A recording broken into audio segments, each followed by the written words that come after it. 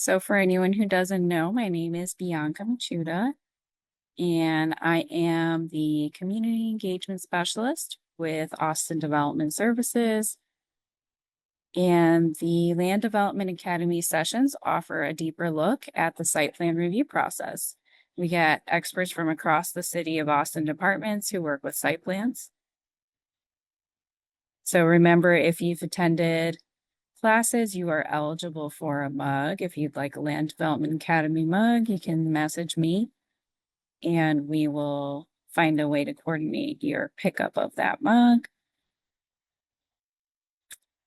We've got a good number of folks in the room, and I'm going to ask you to help me track attendance. So if you're with a group of people, as more than a single person viewing, go ahead and enter into the chat box how many people are in your group participating today.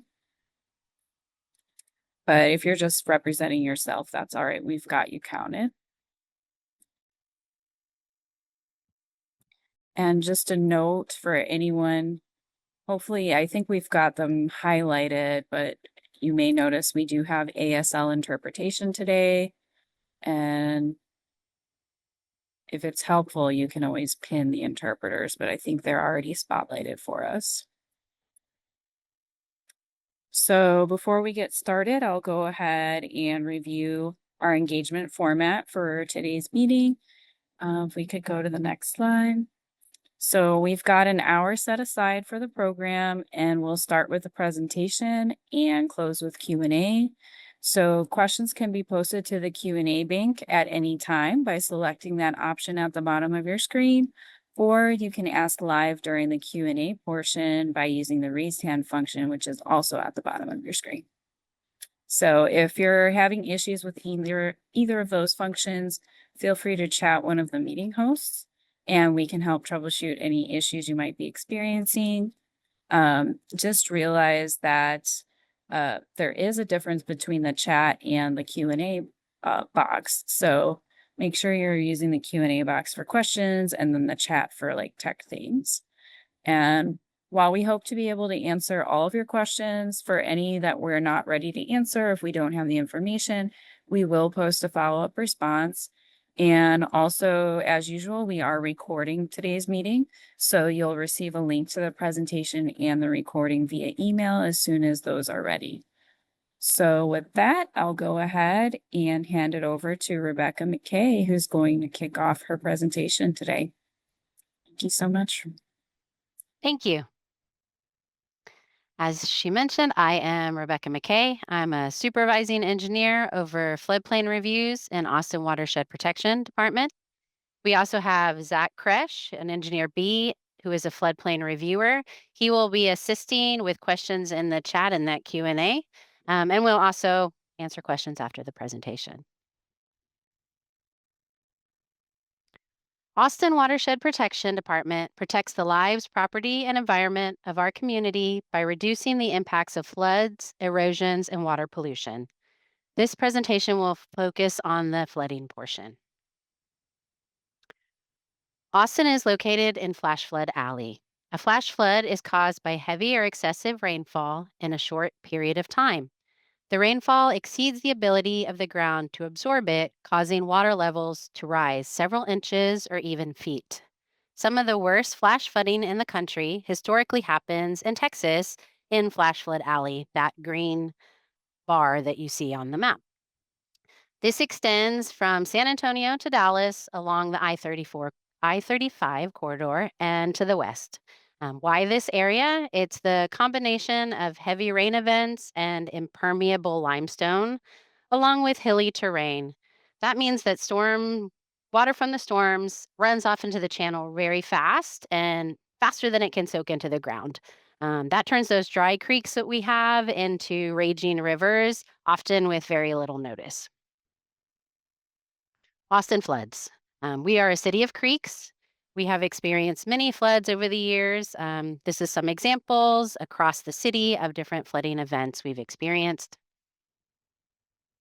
We also have a lot of bridges and low water crossings in our city. And that's part of why we have our regulations. One resource available is ATX Floods. Please go to this website if there's an event going on, you can see low water crossings, you can see all crossings or just the closed crossings, these ones with the red. This is an example of a crossing in the lower corner. There's other resources, ATX Flood Safety, Hydromet, which is an LCRA website, weather.gov, FloodSmart. These are all great resources before or during a flood event. Please turn around, don't drown. That is very important. Okay, so now we will dive into the regulations. We're going to talk about the Land Development Code regulations and the Drainage Criteria Manual regulations. So, what is a floodplain? In the Drainage Criteria Manual, there is a definition that any land area that is susceptible to being inundated by water from any source is a floodplain. Typically, we're talking about these low-lying areas that become creeks, that become rivers. It's where all that water floods down into that and rises up with the water. We use design floods to model floodplains, and in specific, for floodplain management purposes, the 25-year and the 100-year storms are the design floods that we use for our models and our regulations. Another section of the DCM, 126, also describes a floodplain as a drainage area of 64 acres or greater. So if you've got an area of land of 64 acres draining into it, that becomes a floodplain. What is a 100-year? That is a 1% annual chance storm. So any year, there's a 1% chance of that occurring. A 25-year is a 4% annual chance storm. These definitions of a 100-year floodplain and 25-year floodplain are also in the Land Development Code, very similar to the DCM. In Austin, the 100-year flood is approximately 13 inches in 24 hours, and the 25 is about 9 inches in 24 hours. The Drainage Criteria Manual, Section 2, does have the storm events out that you would use in the model. So if you need the actual storm events, you can find those in the Section 2 of the DCM. Where can you see if you're in a floodplain? So we have a website, Flood Pro, where you can go in and there's this little blue button, I want to, it'll be find floodplain information. You can type in your address for your site and it'll pull it up like this. You'll see it highlighted and it'll show the floodplain elevations on the left. Right now, it's showing a FEMA floodplain and a City of Austin floodplain. Um, we adopted Atlas 14 in 2019 based on updated historical rainfall for our city. And as part of that, you can see the 100-year for FEMA says 453.15. That's what we're currently using as our 25-year for the city of Austin. And the FEMA 500, the 453.89, is what's shown as the 100-year for the city of Austin. We regulate to the city of Austin floodplains because, as I said, we've adopted Atlas 14. We're in the process of updating those FEMA floodplains. But in the interim, we do use those stand ins. Another thing to note on Flood Pro, you can see the boundaries kind of rough. It's not smooth. It's not always following the contours. It's really important to get the elevations here and also your site survey and make sure you're seeing the right place where the floodplain is hitting your property. Flood Pro is giving an estimated location based on a full watershed model. It is not accurate for your site. So we don't want to use the GIS outlines on your site plans. We do want to see it delineated with the elevations or the models to make sure that it's shown accurately on your site plan. You can also download those floodplain models from Flood Pro as well as the storm CAD models for storm drains. If you search for your site and you don't get any floodplain information coming up, please email us at floodpro@austintexas.gov or call our floodplain hotline. What happens is if we have multiple creeks or a lot of different floodplain on your site, we may not be able to return just one elevation, and we want to make sure that you're getting the right information. So if it shows up as not available or please contact us, that's why. It's because there could be conflicting information, and we want to make sure that the right floodplain elevation is used. Let's see. Another thing to note is um, we are remapping, as I mentioned, and there are places that are not mapped on FloodPro, but that are that 64 acres. So it shows our mapped floodplains, but it's not going to show every area in a floodplain. In the code, it does mention, as I talked about, the Atlas 14. So we use fully developed conditions for our floodplains. And as I mentioned, they're based on Atlas 14, or right now, the FEMA 500 is the stand in for the 100, and the FEMA 100 is the stand in for the 25. And this is in code when we adopted Atlas 14. The Colorado River is a little different. We do use the FEMA 100 for the Colorado, but we use Atlas 14 for the 25. We are remapping all of the floodplains in the city. To get more information on that remapping effort, please go to ATX Floodplains. This site has all the information on the different study areas. It'll give you a timeline. Again, there's an address search or find address place. You can type in your site. You can see how the remapping study is going for that area. As part of this remapping, we're using the Atlas 14 rainfall. In addition, we're mapping some of those currently unmapped 64-acre areas. So it will be more comprehensive once this remapping is done.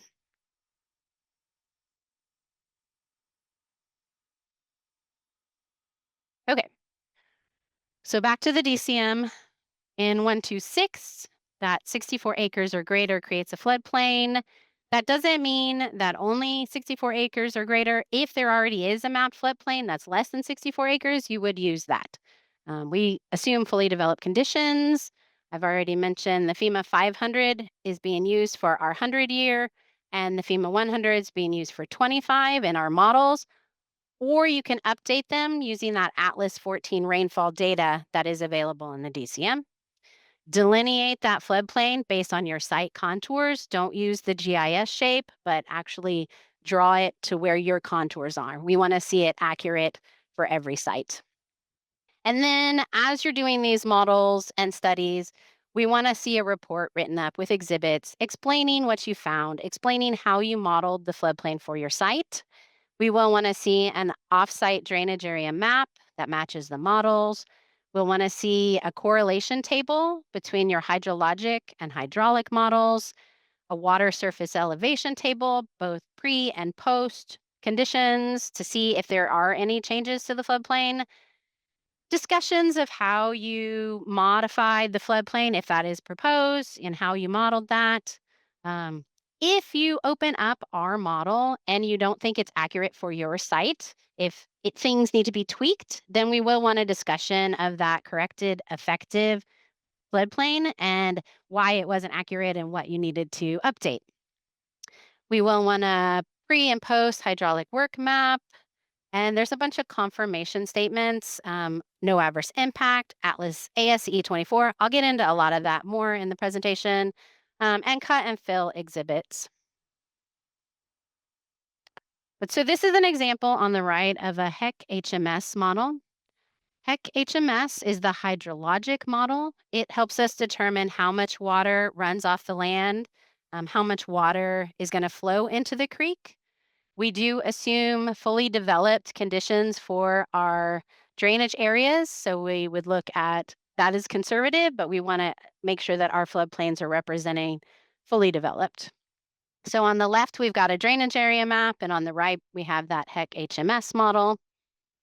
Uh, there's also a HEC RAS model. That is the hydraulic model, and that's where we determine where the water actually goes. So you would do the HMS to determine how much water, and then the RAS model to figure out how deep and how wide your floodplain actually is in the creek. We take the flows from HMS and they get inserted into RAS. You can download those models. We have regulatory models from FloodPro, and either use the stand-ins for the FEMA 500 for our 100, or you can update it using Atlas 14. We will want to see modeled pre-development for the site, and post-development, and comparing those two to see if there's impacts. All of that would be in the floodplain report. This is an example of a hydraulic work map. There's contours with labels. We have the cross sections shown that would be in the HEC-RAS model, and they are labeled with the ID of that cross section. We've got the floodplain mapped. That's these colored lines that are along the cross section. So that's the how wide the floodplain is here, and it's mapped to the correct contour elevation along that cross section. You can see that there's some development encroaching into floodplain in this area, into existing floodplain. So that's important to note also on the hydraulic work map. Okay, so on a site plan, we're going to need to see, and this is from Land Development Code 25733, the city regulatory floodplain. You will show that 100-year on your plans, similar to that map we just saw. You can get the floodplain model from FloodPro, as we discussed, or the elevations. You want to determine, do you have any unmapped floodplain that's not in the models or on FloodPro currently? And delineate that floodplain using those contours on your site.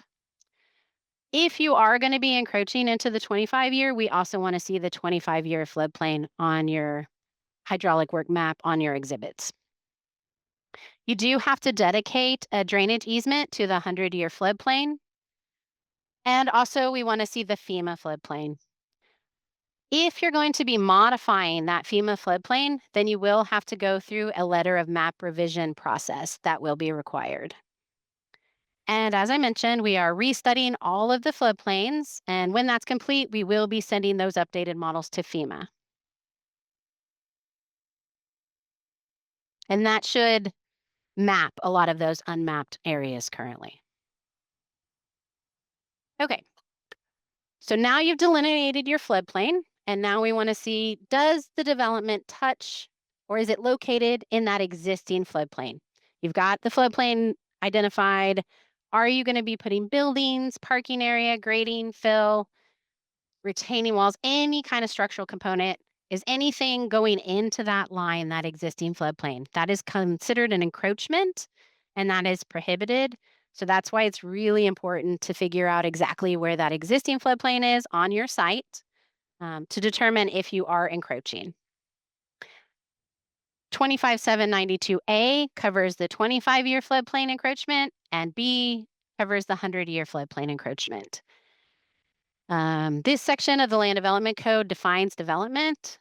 So if you want to see that, we will be going into more detail on section C of 25792. This is how you would do an administrative floodplain variance. So let's say you are going to encroach into the floodplain with your development. To get an administrative variance for that encroachment, you have to meet these 7 requirements. The first requirement is that your finished floor elevation, your lowest floor of your building, has to be at least 2 feet above the 100-year floodplain. We also call this freeboard. It gives a level of protection.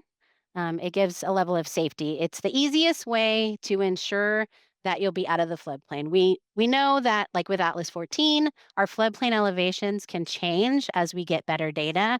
So this freeboard helps give us a factor of safety. Number 2, normal access is provided. So this is a direct connection with an area that is at least 1 foot above the 100-year floodplain. This is for emergency responders. So if there is an emergency and it's flooding, we want to make sure that they can bring a stretcher into that building, that they can get to the building. Number 3 says that it needs to comply with all of the requirements in Chapter 2512, Article 3. I will go into these in more detail, but here is a little bit of a summary of those. It has to do with flood loads and flood resistant construction.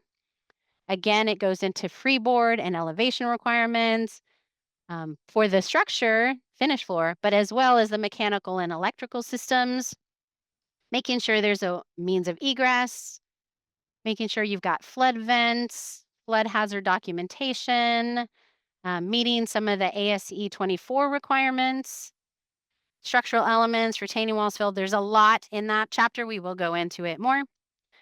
Number 4, you also have to compensate for any flood volume that's displaced by development. So that means if you're putting in a building or you're filling in the floodplain or anything that will be encroaching, you have to have a compensatory cut for to be equal to that fill at least. You can cut more, but we want to make sure that any volume lost is replaced. And it's very important that that volume is hydrostatically connected to the floodplain and drains without any kind of infiltration or pumps. We want it to naturally drain out. Number 5 says it needs to exceed 25761 as demonstrated by a report by a certified Texas registered engineer. So 25761 gets into showing that there's sufficient capacity for the design flood, also no adverse impacts, preserving natural character of waterways, erosion control, erosion hazard zone. There's a lot covered in that. So this is saying make sure not only are you meeting that, but you're exceeding that. Number 6, that it's a unique site that unfortunately having a floodplain on your site in Austin is not unique. So it's really looking into why your site needs a variance to develop. And number 7, and this is a big one, does not result in adverse flooding impacts on other properties. And I will go into those definitions more about adverse impacts, but some of that is like not rising the floodplain at all. That's our 0 rise. So these 7 requirements will be needed to get an administratively approvable floodplain variance, which means it could be approved by staff or by the floodplain administrator for the city. 25731 goes into the requirements for drainage studies. So this is a study to demonstrate that the proposed development would not result in an adverse impact to adjacent properties. This study is needed both for your drainage reviewer with Austin Development Services, where they're looking at the specific site drainage, making sure you're not flooding your neighbors with the detention pond. That is reviewed by them, but it also is looked at with the floodplain reviewer in terms of the floodplain study. So there are 2 different pieces. There's a drainage report, and it can include your floodplain study, or they can be a separate report. But this is the no adverse impact comes into play. So let's talk about that. The definition in the Land Development Code, adverse flooding impact means an increase in flood risk or hazards. And then in 25761, it talks about proposed development will not result in additional adverse flooding impact on other property. And then to the greatest extent feasible, preserves the natural and traditional channel of the land and the waterway located within the 100-year floodplain. So that's some of the references in the LDC. There's other places. But also in the Drainage Criteria Manual, there's an even longer definition of adverse flooding impact. So what we're looking at is, again, an increase in flood risks or hazards. So we're looking at the depth of the 100-year floodplain. That's that 0 rise. We don't want to see any increase. We're also looking to see if there's any increase in water surface elevation. If you are increasing it, is that contained within a public right-of-way or a drainage easement? If it already exceeds that, are you making it worse? So that is another thing we're looking at. Loss of floodplain storage volume. We've talked about that. You have to compensate for any floodplain volume loss. And that could be due to fill, grading, any kind of improvements that are going to occupy that portion of the floodplain. And if we have a roadway or crossing that already overtops with the floodplain, we don't want to see that increased in elevation, but also in velocity. We don't want to see the water getting faster going over a road that already floods. This is an example of a cut fill exhibit where they were looking at where they're filling in the floodplain versus where they're cutting. They would have a table that shows that they're at least cutting as much as they're filling. They did colors to help emphasize that. This is not the same as the cut fill needed for an environmental review. Our cut fill is really focused just on the floodplain. So it is a little different. Fill could be proposed buildings or piers, any kind of grading. And as I mentioned before, the cut needs to be hydrostatically connected and drain naturally. Okay, so Land Development Code 25793 includes general exceptions. These are more recent changes to the code. There is a residential and commercial redevelopment exception. If you have an existing legally constructed building in the floodplain, it can be replaced in this exception. If it's a residential, you cannot increase dwelling units. So you can't have a single family home replaced by two single family homes. It would have to be one for one. For the commercial side, you cannot increase the square footage of the commercial building, and it can't be educational, factory, high hazard, or institutional. But if it's not one of those and you're not increasing the square footage, then we'll look at the four requirements. So the first, again, that finished floor elevation must be no lower than 2 feet above the 100-year floodplain. That's the freeboard that we have talked about before. It needs to comply with all of the technical requirements in Chapter 2512, Article 3. I will go through those in an upcoming slide. Compensate for floodplain volume loss and result in no adverse flooding impact. So if you can do that, then you can take a current home that doesn't meet, is not compliant with the floodplain regulations and replace it with one that is elevated, designed to handle the flood loads, as long as you're compensating for any additional loss and you're not causing adverse impacts. So that does allow development replacing homes that are in floodplain or buildings that are in floodplain with new buildings that are safer. They're still in the floodplain, but they're raised up and they're designed to handle that flood. Land Development Code 25794 has requirements specific to the central business area. 95 has requirements for parking areas. So if you are planning to encroach into the floodplain with a parking area, refer to this section. It's an average depth of 8 inches, maximum depth of 12 inches at any point.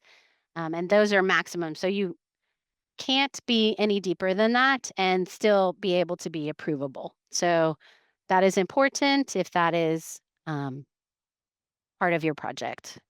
25796 has requirements in the 25-year floodplain. 25-year is happens more frequently, so it is stricter than our 100-year requirement. So check that if you are planning to encroach into the 25. Now, those technical codes, these have been referenced several times, but Chapter 2512, Article 3 is called the flood hazard area, and it covers a lot of the technical information if you are putting a building into the floodplain, what is required. So this covers 53 covers elevation certificates. If you construct a building, you go through permitting, you get it all approved. We will need a FEMA elevation certificate after construction is complete to prove that that building was constructed at the right elevation. If you're putting in flood vents or openings, that those were constructed correctly, making sure that air conditioning unit is also elevated, all the mechanical. This section also covers substantial improvement and substantial damage. This is really important because substantial improvement is a FEMA requirement as well as a city requirement. If you have an existing structure in the floodplain, you are not allowed to improve the value of that structure by 50% or more unless you bring the whole structure into compliance. So you can make repairs and make minor improvements. But if you get to substantial, if you get to 50% of the market value of the structure, then FEMA and the city requires you to bring the entire structure into compliance, which would be raising it, designing it for flood loads, all of those other requirements. So we do track that over a 10-year period, and that is in that section of code. It also talks about establishment of flood hazard areas and design and construction. So ASCE 24 is a document put out by the American Society of Civil Engineers. They have a lot of requirements for flood resistant design and construction. They talk about freeboard. They also talk about what size those flood openings or flood vents should be, safe refuge, means of egress, and installation of those openings. Section D talks about flood hazard documentation. So on your plans, we need to see those finished floor elevations, and you will have to provide a certification letter that you meet all of 2512 Article 3, which it contains that ASCE 24 design requirement. Let's see. Okay. The next section, 251254, this is more technical code. This one gets into non-conforming uses. So if you have a structure in the floodplain that does not meet current criteria, does not meet current regulations, that's considered non-conforming. And you are not allowed to expand, change, enlarge, or alter in any way that increases that non-conformity. It also talks about that substantial damage, substantial improvements. Um, so, yes, you cannot improve it more than the 50%. Also, if there is an event, a storm or a flood, fire, any other kind of emergency damage, if you are substantially damaged, it's that 50% again, you will have to bring the entire structure into compliance. It also goes into if you discontinue use of that building for 90 days, like you stop using it for 90 days, you may have to then in the future bring it into compliance. So there is a discontinued use as well in that nonconforming use section. D3 goes into establishing the design flood elevation. D4, determination of design flood elevations. This one gets into if you are doing modeling, then it talks about the studies and the analysis and computations, and that it needs to be sealed by a professional engineer with sufficient detail. D5, determination of impacts. 6, activities in riverine flood hazard areas. D7, lowest floor. D8, this is another one that gets missed a lot, but protection of mechanical, plumbing, and electrical systems. So not only do you need to elevate your structure, but you also need to elevate all of the associated mechanical, plumbing, and electrical. Most often with smaller buildings, that's the AC compressor. If a larger building, you may have a lot more that needs to be elevated, but typically the one that gets missed is that AC compressor. D10 is flood resistant materials. And continuing on in this section, we've got floodway requirements, water course alteration if you're planning to alter the river, engineering analysis, and F, so 251254F, is where the council floodplain variances are described. We went over an administratively approvable floodplain variance and the 7 requirements. If you cannot meet those 7 requirements, then you would be a council floodplain variance for your encroachment. Section 6 has the considerations that they will look at, and 7, the conditions for issuance. So that's an important section. If you cannot do an admin variance, this is the section that discusses council variances. And then G, subdivisions, H, site improvement, manufactured home, recreational vehicles, underground tanks. There's a lot in these technical codes that you should look at if you are doing this type of site plan. And there's a lot more. I'm trying to hit the highlights. Okay, and some additional sections of the Land Development Code.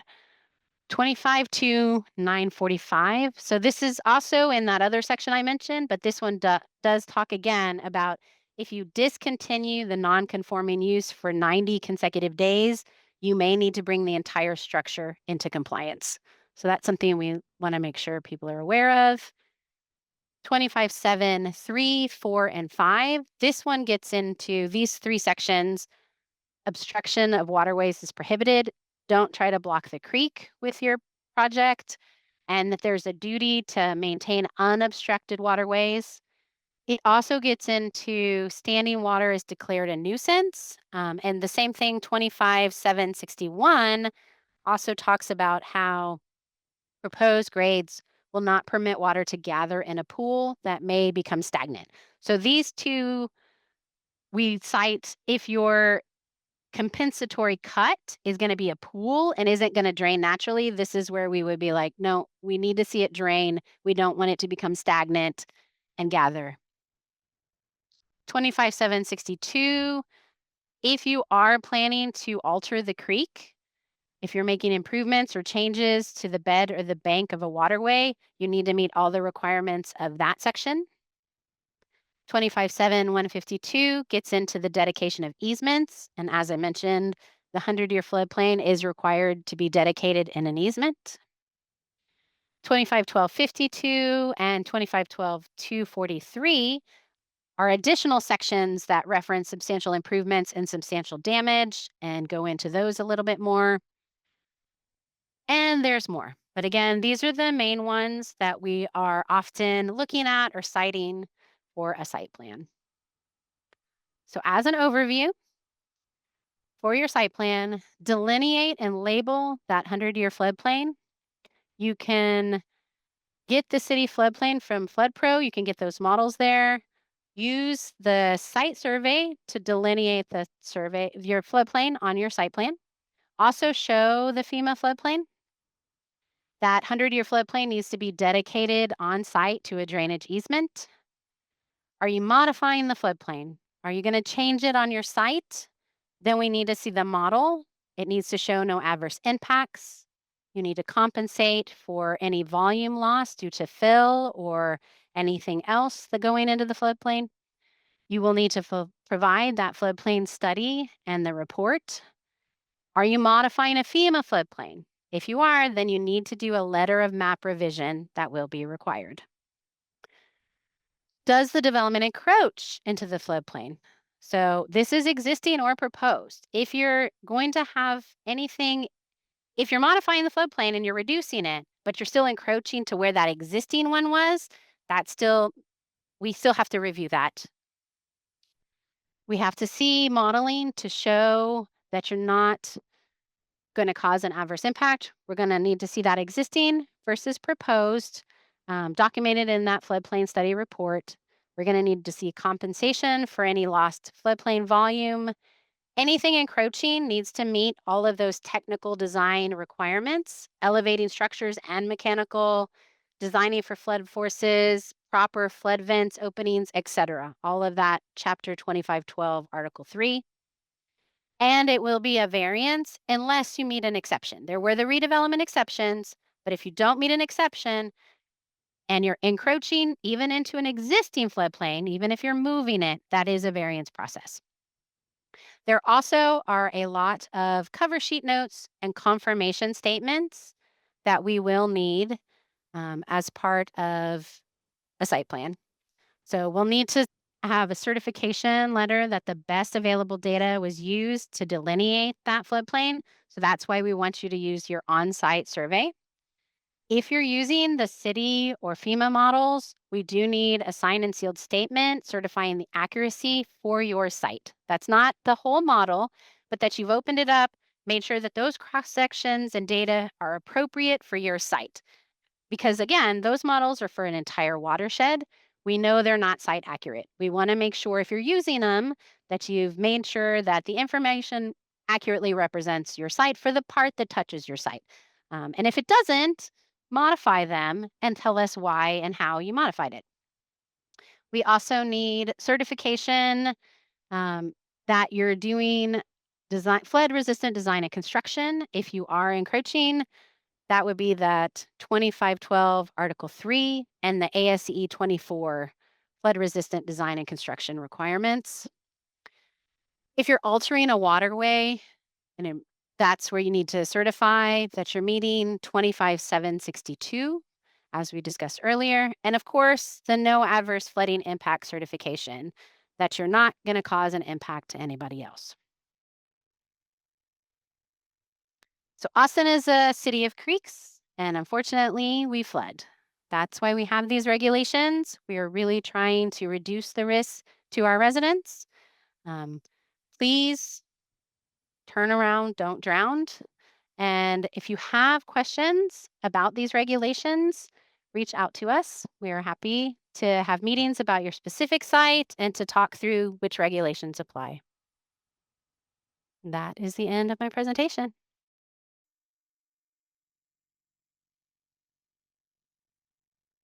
Great. Thank you very much, Rebecca. That was great. I have a better understanding of what is required in these floodplains and why it's so important. I found that 2 foot, what was it called? The first Root floor, and it needs to be 2 foot floorboard. Yeah, the first floor freeboard. Yeah. elevation. Yeah, that was very, very insightful.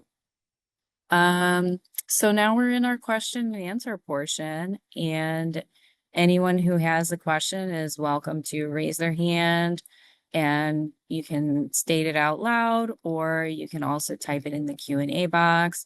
I did see someone asked if we're getting the slide deck. Yes, indeed. We'll be sending the slide deck as a PDF. As soon as the recording's ready, I usually send those both out together via email to everyone who's attended. So no worries on that. Um, we did have one question that we'll have to get back to. So that's something that we'll also send out with the recording and the slide deck. We'll get you that answer once we have time to look into it a little bit more. But I do see we have a question in the Q&A box, so I'll go ahead and read that one for us. So, if the site-specific floodplain intersects the proposed addition, but does not intersect the existing house, would the substantial improvement analysis still apply to the entire connected residence? Or would the floodplain requirements apply only to the new addition? So the addition is becoming part of that structure, so it would apply. Yes. Substantial improvement would still have to be checked because you're To the adding an entire encroachment. residence. Yes. It's not a separate structure, so it would apply to that structure. Got it. Thank you.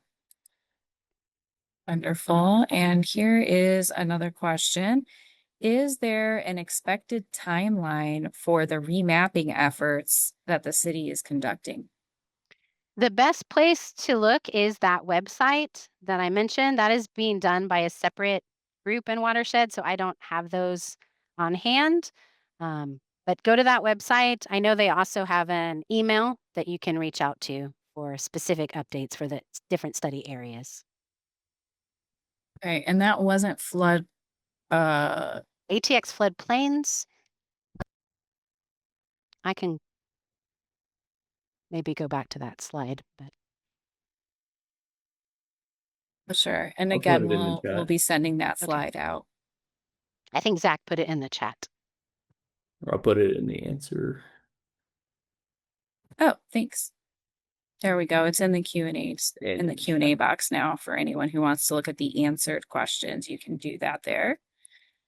All right, so another question has come through. Flood Pro shows the floodplain crossing the property, but you mentioned that the GIS boundary is approximate and must be delineated using the model elevations and surveyed contours. For substantial improvement purposes, if the existing house considered is the existing house considered in the floodplain only if that site-specific delineated boundary intersects the building footprint? Yes.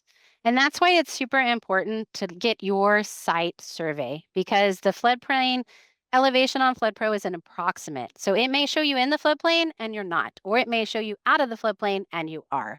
So the elevations on FloodPro are what we use and the models. So the shape is an approximate location, but those elevations are really what we're going to want to see on your specific site survey. And if it's a big site, that's where the model, and because the elevation will change. If it's a small site, that one elevation should be enough.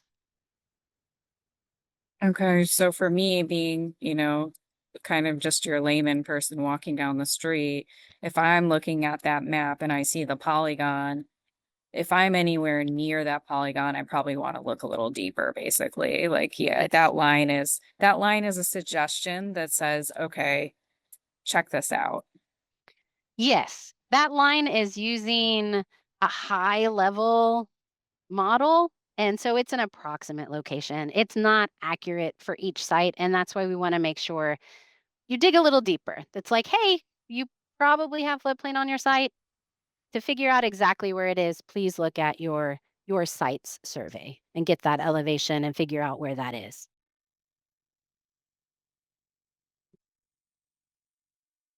Right. I'll give it another minute or so. If we want to go to the next slide, please. I don't have any other questions coming in, but I want to invite everyone. On our next slide, there's going to be a QR code. And I'd like you to please let us know what you thought of today's meeting. And I'll also go ahead and post that link in the chat for everyone. And I want to remind you that we do have other classes coming up, and you can register to join us for those. The next one is going to be on August 27th, Parkland Dedication 101. So let's see, I've got one more question came through, so we do still have time to answer. Let's see. So as designers, we typically try to avoid placing development within the floodplain. However, on constrained sites, can you explain what types of improvements are generally feasible within the city's 25-year and 100-year floodplains? That really depends on the site because you may have a very deep, fast moving 25. 25 is more often to occur. It's kind of our floodway. So it is where development is really restricted because it's close to the creek, it's fast moving, it can be very deep. If you have a very flat creek, then you may have less velocity and less depth, but that is very site specific. So it's hard to give a general answer to that. We'd have to look at your site specific. I was just gonna piggyback on that and say, yeah, I mean, a lot of times the floodplain is going to be a lot wider if it's a slow moving, shallow floodplain. So you do have the ability to channelize it more, and that inundation area would be smaller. But then if you do something like that, you have to ensure that you're not, you know, basically increasing flows downstream of your site due to your channelization. But that is something that I do see fairly regularly.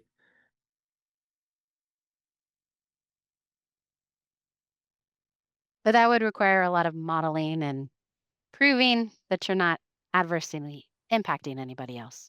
Yeah, and making sure you're not. Then you have like erosion concerns that are reviewed by And there are DSD. other environmental concerns also. There's an environmental floodplain modification group that would look at the health of the floodplain and the environmental side. We're looking at the safety side. They also look at the environmental side as well.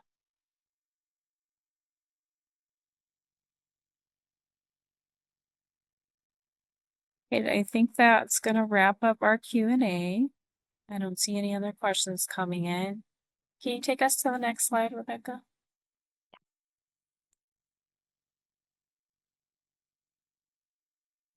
All right, so here's your contact information if you'd like to get a hold of Rebecca and Zach. Um, again, thank you all for being here. Check out the chat. There's a link. Let us know how we did with that survey. Um, again, everyone's going to get uh, the recording. We'll do a Q&A summary for those questions that were not yet answered, and also the slide deck. So if you've got any additional questions, you know where to look, and we'll be happy to get you the information that you need. I think that's all I've got for you today. Rebecca and Zach, do you have any closing words for us? If you have questions about your site or about floodplain regulations, FloodPro at AustinTexas.gov, this email is a great resource. All of the floodplain reviewers are on that box. We try to answer within 1 business day if possible. Also, that floodplain hotline is another resource. We're happy to meet and discuss your site. Thank you all for joining. We'll see you next month for our Parkland Dedication 101. Until then, take care, y'all.